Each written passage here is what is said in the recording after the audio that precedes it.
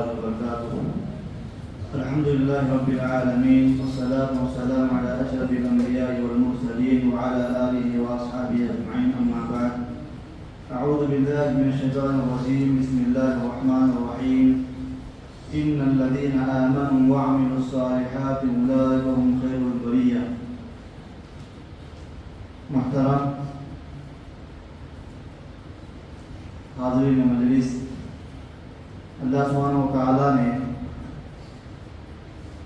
مجھے اور آپ کو جن نعمتوں سے مالا مال کیا ہے، ان نعمتوں میں سے سب سے اہم اور سب سے بڑی نعمت ایمان، توحید کی دولت ہے۔ یہ توحید ہی ہماری زندگی کا سب سے بڑا سرمایہ ہے۔ اتنا قیمتی سرمایہ ہے توحید، اتنا قیمتی سرمایہ ہے اور اتنی اہمیت والی نعمت ہے کہ جو انسان اپنے آپ کو اس نعمت سے محروم کرے گا وہ انسان دنیا کا سب سے بڑا بیوقوف انسان ہے۔ دنیا کا سب سے بڑا بیوقوف انسان وہ ہے جو اپنے آپ کو توحید کی نعمت سے محروم کرے۔ سورہ بقرہ میں کہا گیا وَمَن يَرْغَبُ عَن مِّلَّةِ إِبْرَاهِيمَ إِلَّا مَن سَفِهَ نَفْسَهُ۔ ابراہیم علیہ السلام کی ملت یعنی توحید سے وہی بندہ روگردانی اختیار کرے گا، منہ پھیر کر کے بھاگے گا جو اپنے آپ کو بیوقوف بنا لے۔ سورہ بقرہ کی شروع کی آیتوں میں منافقوں کا کردار ذکر کیا گیا ہے کہ جب ان سے کہا گیا آمنوا کما آمن الناس، آپ لوگ ایمان لاؤ جیسا لوگ ایمان لائے ہیں۔ لوگوں سے مراد صحابہ کرام، منافقوں سے کہا گیا جیسے صحابہ ایمان لائے ویسے آپ ایمان لاؤ۔ تو انہوں نے کیا کہا انؤمن کما آمن السفہاء، کیا ہم ویسے ہی ایمان لائے جیسے بیوقوف لوگ ایمان لائے ہیں؟ نعوذ باللہ۔ تو انہوں نے ایمان لانے کو بیوقوفی قرار دی اور صحابہ کے بارے میں کہا کہ جیسے یہ بیوقوف ایمان لائے ہم ویسے ایمان لائے۔ تو قرآن مجید نے جواب دیا الا انہم هم السفہاء، اصل بیوقوف تو آپ لوگ ہو، اصل بیوقوف تو آپ لوگ ہو۔ ٹیمپروری زندگی میں اگر کوئی بندہ ایمان لاتا ہے، توحید کا اقرار کرتا ہے، اس کے بدلے اس کو یہ دیا جائے کہ ہمیشہ کی جنت اس کے لیے ہو آخرت میں اور ابدی جہنم سے اس کو چھٹکارا ملے۔ ہمیشہ کی جہنم سے چھٹکارا پانے کے لیے، ہمیشہ کی جنت داخل ہونے کے لیے جو چیز انسان دنیا میں کرنا چاہے وہ بیوقوفی ہے یا عقل مندی ہے؟ سوچنے کی بات ہے۔ اسی لیے دنیا کی تمام چیزوں سے ناواقف ہونے کے باوجود بھی کوئی بندہ مسلمان ہے، توحید والا ہے، وہ سب سے بیسٹ پرسن ہے دنیا کے اندر، اگر سے اس کو دنیا میں کچھ معلوم نہیں ہے۔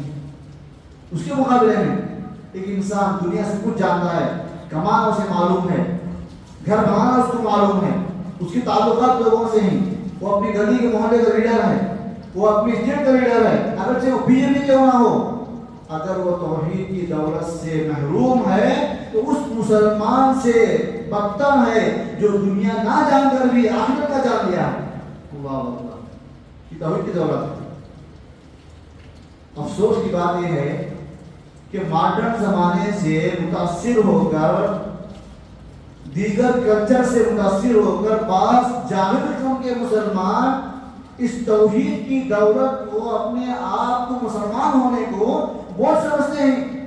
یہ کیا پابندی اسلام کے اندر ہیں، یہ حرام ہے، وہ حلال ہے، نماز پڑھنا ہے، روزہ رکھنا ہے، زکات نکالنا ہے، داڑھی رکھنا ہے، فلاں فلاں فلاں۔ اسلامی تعلیمات کو لوگ وہ سمجھ رہے ہیں اور یہ سمجھ رہے ہیں مسلمان ہیں تو بدنصیب ہے، نعوذ باللہ۔ اسلامی تعلیمات کسی کے اوپر بوجھ نہیں ہیں، یہ پابندیاں انسان کے رحمت ہیں، پابندیاں انسان کے لیے رحمت ہیں۔ اس رحمت کو جو لوگ سمجھ گئے وہ تمام تر آزادیوں سے بھاگ کر اسلام میں آئے ہیں۔ پھر پراپرٹی چھوڑ دیے، خاندان چھوڑ دیے، جاب نوکری چھوڑ دیے، ہونے والوں کو چھوڑ دیے، سب کچھ چھوڑ دیے، اسلام میں آ گئے۔ انہیں معلوم یہ ہوا ہے، انہیں یقین ہوا ہے کہ پابندیوں میں ہی رحمت ہے، یہ پابندیوں میں ہی کامیابی ہے، یہ پابندیوں میں ہی ہمارے رخ میں نجات ہے۔ لیکن جہالت کا ایسا زور چل رہا ہے کہ جن لوگوں کا مسجدوں سے نہیں ہے، مدرسوں سے نہیں ہے، ایک معاشرے سے ان کا تعلق نہیں ہے، مسلمانوں سے ان کا تعلق نہیں ہے، علماء سے ان کا تعلق نہیں ہے، سمجھ لیں کہ اسلام ہمارے لیے بوجھ ہے، توحید ہمارے لیے پابندی ہے، ہمارے لیے رکاوٹ ہے۔ وہ ایک سجدہ جسے تو گرا سمجھتا ہے، گرا کا معنی بوجھ، وہ ایک سجدہ جسے تو گرا سمجھتا ہے، 1000 سجدوں سے دیتا ہے آدمی کو نجات۔ ایک اللہ کے آگے جھکنے والے بن جاؤ، تمام معاملہ عبادت کے ساتھ کو چھٹی مل جائے گی۔ آپ کو جھکنا کہیں نہیں ہے۔ آپ کو اگر آپ ایک کے آگے اپنے کو نہیں جھکائیں گے، 1000 نہیں، لاکھ نہیں، کروڑ نہیں، سب کے آگے آپ کو جھکنا پڑے گا۔ آپ کسی کو خوش نہیں کر سکتے اس میں۔ یہ توحید کی دولت ہے، یہ توحید کا سرمایہ، اس کی بات کرنا ہماری ذمہ داری ہے۔ اس کے لیے دو بات بتاؤں۔ پہلی بات یہ ہے، ہم سب سے پہلے یہ طے کر لیں کہ ہم آخری دم تک اللہ رب العالمین سے دعا کریں کہ اللہ تعالیٰ ہم کو موت تک ایمان پر باقی رکھے۔ یہ دعا کرنا، ربنا آمنا فاغفر لنا ذنوبنا وكفر عنا سيئاتنا وتوفنا مع الأبرار۔ اے ہمارے رب، ہم ایمان لائے تو ہمارے گناہوں کو بخش دے اور تو ہمارا حشر نیک لوگوں میں کر دے۔ ہے کوئی انسان جو کسی نبی کے تعلق سے شک کرے گا، وہ شرک کرے گا؟ کیا دعا ہے انبیاء کی؟ یوسف علیہ السلام نے اللہ سے دعا کی، توفنی مسلما، اے اللہ اپنے اسلام کی حالت میں وفات دے، اسلام کی حالت میں وفات دے۔ توحید کی دولت کو جو انسان سمجھتا ہے، اس سرمایہ کی جو انسان قدر کرتا ہے، وہ اللہ سے یہ بھی مانگتا ہے کہ میرا خاتمہ اسی طرح کی عمر ہو، میری موت اسی حالت میں آئے۔ یعقوب علیہ السلام، ابراہیم علیہ السلام اپنی موت سے پہلے اپنے بچوں کو بلاتے ہیں، وصیت کرتے ہیں، یا بنی ان اللہ اصطفى لكم الدین فلا تموتن الا وانتم مسلمون۔ اے میرے بچوں، تمہاری موت اسلام کی حالت میں آنا چاہیے۔ اپنی توحید کی فکر کے ساتھ اپنے اہل و عیال کی توحید کی فکر کرنا، ان کی ایمان کی فکر کرنا ہماری ذمہ داری ہے، یہ ہماری ذمہ داری ہے۔ یہ توحید ایسی دولت ہے جسے مل جائے وہ دنیا کا سب سے بہترین آدمی ہے، جو اس سے محروم ہو جائے تو دنیا کا سب سے بدتر آدمی ہے۔ قرآن نے کہا اولئک هم شر البریہ، جو لوگ کفر اختیار کیے وہ سب سے بدتر مخلوق ہیں۔ ان الذين امنوا وعملوا الصالحات اولئک هم خیر البریہ، جو لوگ ایمان لائے اور نیک اعمال کیے وہ دنیا کی سب سے بہتر مخلوق ہیں۔ اور یہ دولت اسی کو ملے گی جو اس دولت کو تلاش کرتا ہے، جو یہ سمجھتا ہے کہ مجھے جنت چاہیے، مجھے جہنم سے بچنا ہے، اور جو یہ سمجھے گا کہ مجھے جنت نہیں چاہیے، اس کو دولت خریدنے ملنے والی دنیا کہاں سے کہاں چلی ترقی کرتے ہوئے۔ ابھی اس غریب میں چندران-3 چاند پر جا کر چاند پر پہنچ چکا ہے دنیاوی تحقیق کے مطابق۔ ان کے لیے کتنا آسان ایمان لانا، اللہ پر ایمان لانا، بس وہ لوگ کیا ہوتے ہیں، یہ نیچر ہے، یہ ٹیکنالوجی ہے، ترقی کا دور ہے، یہ یونیورس ہے، ختم۔ اس کے مقابلے میں ایک عام بندہ، ایک عام انسان، کھیت میں کام کرنے والا، کھیتی باڑی کرنے والا، جب بیج ڈالتا ہے کھیت کے اندر، زمین کے اندر بیج اٹھتی ہے تو غور و فکر کرتا ہے، ایک دانہ میں نے ڈالا ہے، اس کو 10 20 70 60 دانے کہاں سے آئے، دینے والا کون ہے؟ کوئی ایمان لاتا ہے اللہ کے اوپر، وہ اللہ کے اوپر ایمان لاتا ہے۔ یہ سائنس کی میدان میں ترقی کر کے ساری دنیا کو اپنی تحقیقات سے فائدہ اٹھانے والے سے بہتر ہے یہ آدمی جو باہر تو کہیں نہیں گیا، سفر کہیں نہیں کیا، لیکن اپنے آپ میں فکر کیا اور اپنے بارے میں سوچا، مخلوقات کے بارے میں سوچا، غور و فکر اور ایمان لے آیا، اس کو ایمان مل گیا، اس کو توحید مل گیا۔ اس کو اللہ تعالیٰ مجھے اور آپ کو اس دولت سے نوازا ہے کہ نہیں؟ اگر ہم اس دولت کو سب سے عظیم دولت سمجھتے ہیں تو اس کا لازمی اثر یہ ہوگا ہمارے دلوں کے اوپر، ہم اس دولت کو عام کریں گے، ہم اس دولت کو پھر نبی صلی اللہ علیہ وسلم جب جاتے تھے بازاروں میں کیا کہتے تھے؟ یا ایھا الناس قولوا لا الہ الا اللہ تفلحوا، اے لوگوں کلمہ پڑھ لو، کامیابی تمہارے لیے مقدر ہے، کلمہ پڑھ لو تمہارے لیے کامیابی آخرت میں جنت ہے. سب کی دعوت ہے. قرآن نے کہا یا ایھا الناس اعبدوا ربکم الذی خلقکم والذین من قبلکم لعلکم تتقون، اے لوگوں تم بندگی کرو اپنے رب جس نے تم کو تم سے پیدا کیا تاکہ تم جہنم سے بچ جاؤ. توحید کی دولت کو سمجھنے والا، اس سرمایہ کی فکر کرنے والا، اس سرمایہ کی بات کرنے والا بندہ وہی ہو سکتا ہے جو بندہ دوسروں کو بھی اس دولت کو شیئر کرنا چاہے اور اس کی تمنا یہ ہو کہ اس دولت سے محروم لوگ اس دولت کو قبول کریں، اس نعمت کو قبول کریں. اس کی فکر ہونا چاہیے. یہ فکر لے کر جینے والا بندہ کبھی اپنے ایمان کا سودا نہیں کرے گا. جب دوسروں کو کچھ دینا چاہ رہے ہیں اپنے طریقوں سے، آپ ایک حساب سے اگر دیکھا جائے توحید کی دعوت کو عام کریں گے آپ تو اللہ تبارک و تعالیٰ اپنی خاص رحمت سے آپ کو خاتم بالخیر فرمائے گا انشاءاللہ. کس کو بولتے ہیں؟ ایمان کی حالت میں وفات ہونا، ایمان کی حالت میں موت آنا. ایک انسان جب مر جاتا ہے اس کے رشتہ داروں کے لیے، بھائیوں کے لیے، بہنوں کے لیے دکھ کا ذریعہ ہے، ایک غم کا ماحول ہے. وہی پر خوشی کا ماحول بھی ہے، وہ چھپا ہوا ہے. وہ کیا ہے کہ میرا باپ اس کی موت توحید پر ہوئی، خوشی کی بات نہیں ہے.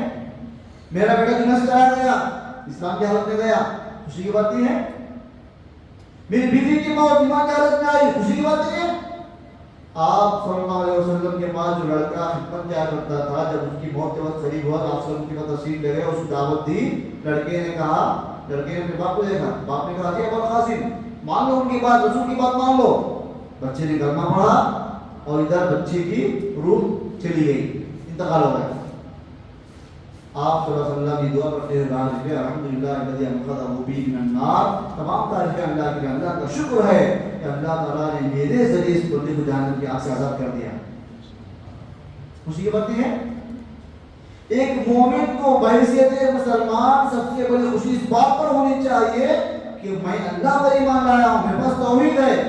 اور خوشی یہ بھی ہونی چاہیے کہ اس توحید کو میں دوسروں میں بھی عام کروں گا، دوسروں میں بھی میں اس کو عام کروں گا.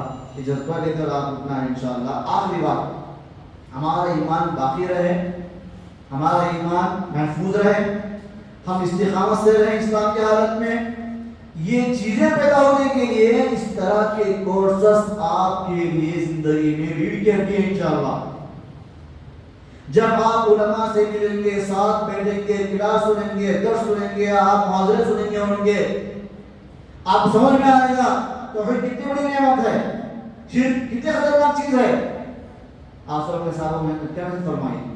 لا تشرک باللہ وَإِن قُتِلْتَ أَوْ حُرِّقْتَ، شرک مت کرو اللہ کے ساتھ، اللہ کے ساتھ شرک مت کرو. اگرچہ کہ آپ کی جسم کو کاٹ کاٹ کے ٹکڑے ٹکڑے کر دیا جائے یا آپ کو جلا دیا جائے، آپ کو مار دیا جائے، مر جاؤ، جلا دیا جائے، جل جاؤ، لیکن شرک مت کرو. یہ کون سی نعمت ہے جس نعمت کو پانے کے لیے انسان جان چھوڑنا گوارا کرے، جان دینا گوارا کرے. اللہ اکبر. فرعون کے دربار جب ایمان لائے، آئے تھے فرعون کا انعام حاصل کرنے کے لیے، جادوگری کے نام سے آئے تھے. سمجھ میں آ گیا؟ حق ایمان قبول کر لیے.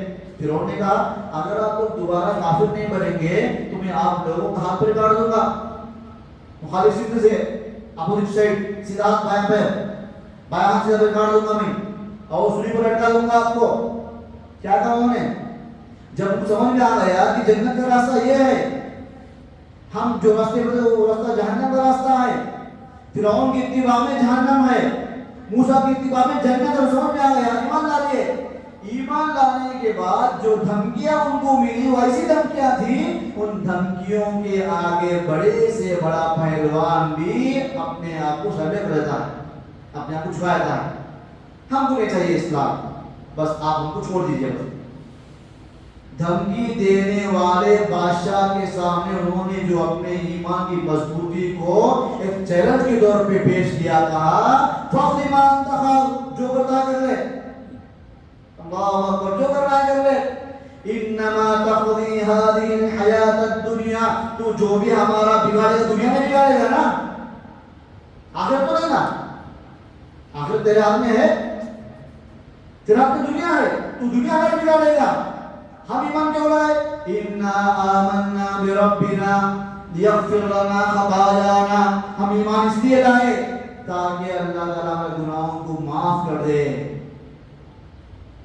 ہم ایمان لائے جنت کے لیے، ہم ایمان لائے گناہوں کی معافی کے لیے.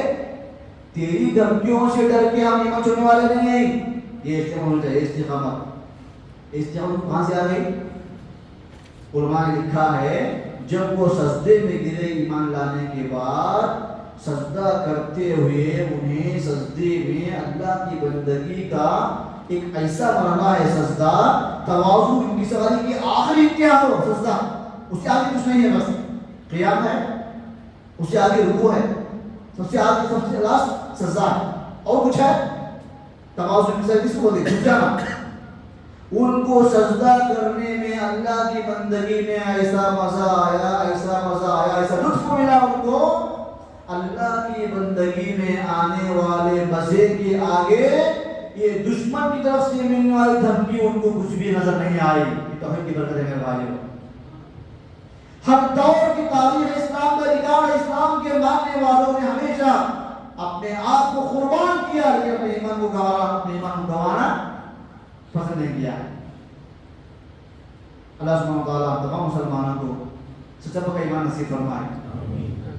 اے اللہ ہمارے ایمان کو مضبوط فرمائے. اے اللہ آپ کو شرک سے ہماری حفاظت فرمائے. اے اللہ جو بھی ہم یہاں سیکھتے ہیں اس کو آپ کو سکھانے والا بنائے. اے اللہ ہم کو دنیا کی زندگی، ایمان زندگی نصیب فرما، ہمارا خاتمہ و خاتمہ برکت فرما. آمین.